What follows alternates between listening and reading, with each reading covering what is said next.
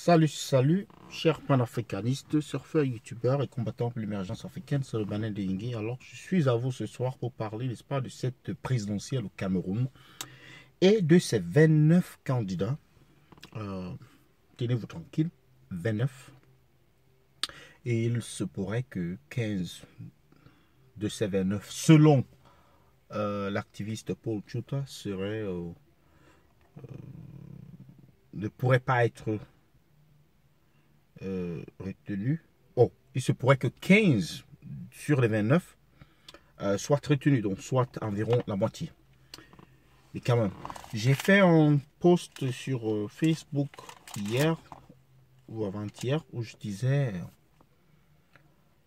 on était au niveau, je pense que c'était avant la date de fermeture, c'est-à-dire le jeudi matin, au matin du jeudi, ou alors la veille, le vendredi, le mercredi, où j'ai dit 17 candidats déjà, c'est trop. Alors, cette opposition n'est pas sérieuse. C'est donc quoi le problème?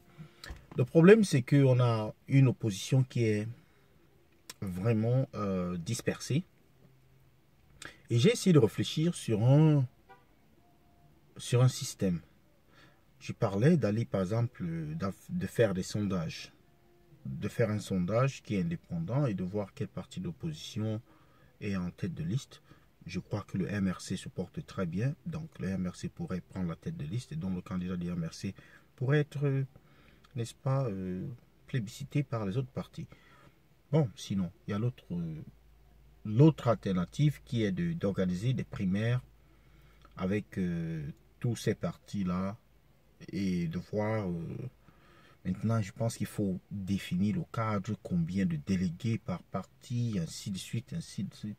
Donc, franchement, je n'ai pas une formule pour cela. Mais le problème, c'est qu'il y ait des gens suffisamment humbles qui puissent dire que, certes, je pense que je suis la bonne personne pour diriger le Cameroun, mais je suis prêt à laisser l'autre, n'est-ce pas, tenir le flambeau et gagner cette bataille pour l'opposition. Parce qu'en fait, ce qu'il est question, c'est d'ouvrir ici des portes qui sont fermées depuis très longtemps. Et à partir du moment où ces portes-là seront ouvertes, les cartes seront redistribuées. C'est-à-dire, si on a fait une entente en disant, par exemple, c'est Joshua aussi qui est le candidat de l'opposition, maintenant réuni, ça va tourner. Donc, ça pourrait être calme-toi la prochaine fois.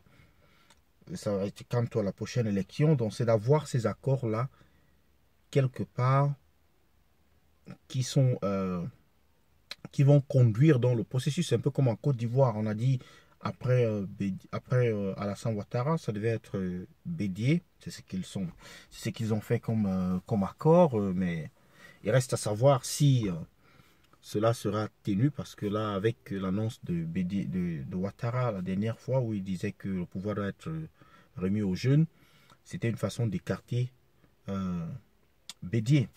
Donc ces accords, en réalité, ne sont que des accords au moment où ils sont signés. Mais à partir du moment où les élections sont gagnées, où la personne est déjà au perchoir là-bas, généralement, elle va essayer de faire quelques tripatouillages pour changer la donne, pour ne pas respecter, n'est-ce pas, les accords. Mais je pense que l'opposition a intérêt. L'opposition a quand même des poids lourds. Akere Mouna, Kamto, Joshua Ossine, Cabral Libi, Espoir Matomba, pour ne citer que ceux-là. Je pense que c'est les plus importants comme candidats. Tout le reste, ça ne vaut pas la peine.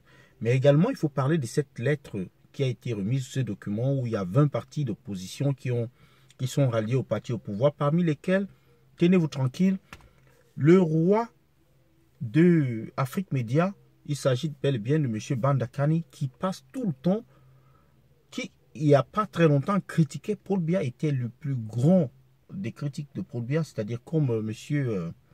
Issa Chiroma Bakary, et qui a retourné sa veste d'une façon spectaculaire. On ne comprend pas, mais ces gens, ils se foutent vraiment des gens. Parce que c'est un monsieur qui passe tout son temps à accuser, c'est-à-dire l'Occident, la France. Or, quand Macron est venu au Cameroun, c'est bien sûr après, il n'est pas venu au Cameroun. Quand il a appelé Paul Biya, Mais c'est juste après cet appel-là, après son tour en Afrique, que Paul Biya a annoncé sa candidature, et ainsi de suite. C'est d'ailleurs par rapport au soutien de Macron que lui, il passe le temps à brimer. C'est grâce à ce soutien-là, apparemment, que Paul Biya serait encore au pouvoir et aurait eu, n'est-ce pas, cette confiance renouvelée pour se porter candidat à une prochaine élection, l'élection du 7 octobre. Donc, qu'est-ce qu'il faut lire là-dedans? C'est simplement de réaliser que l'opposition dispersée ne pourra pas faire froid parce qu'elle a plusieurs